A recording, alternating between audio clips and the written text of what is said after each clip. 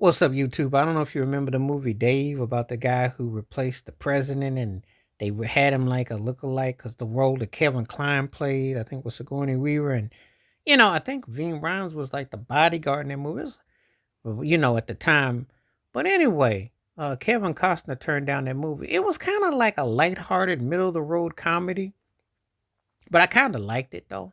Um, Costner at that time though, he wasn't doing no movie if it wasn't 3+ hours. He was definitely getting his Martin Scorsese on. He was getting his Francis Ford Coppola on. He was getting that long-winded money movie on. Because after Dancing with Wolves and Ice World and all them other movies, he wasn't doing anything that was less.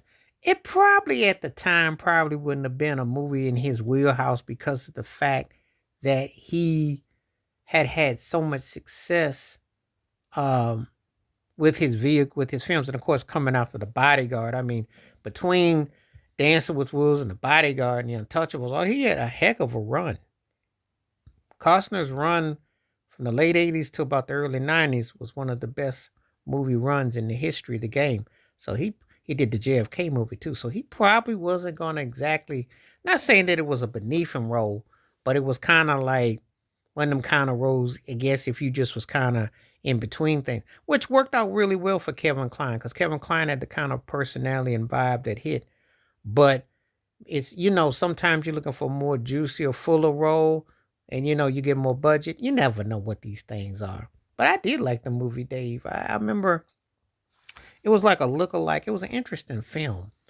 And I liked how it made playing the presidential role human and compassionate and attentive, because those movies were really happening back then. I think that Michael Douglas had that American President one where he portrayed and all that. So, but this one with Kevin Kline and Weaver was more humanized. I liked the feel of it.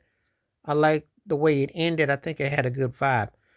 But maybe it wasn't meant for Kevin Costner to do. Like I said before, at that time he was hotter than Hades at the box office. That cat could pretty much do anything he wanted. They could tell him was the Waterworld. He had that one movie that kind of humanized him, but for a while he was definitely just on it. He was on it. His movies were big, and when you're on that kind of level, you kind of don't really watch what's beneath you because let's keep it 100. I mean, you on a different playing field, so he definitely was on a different playing field. But anyway, um this was interesting to find out that he had turned down that movie and the whole totality about it, just one of those things. So I just thought that like it's like, wow, that kind of got my attention. And I did like that movie. I used to watch so many movies back in the day, and then you come to find out who had the opportunity to be in them and who they passed on them.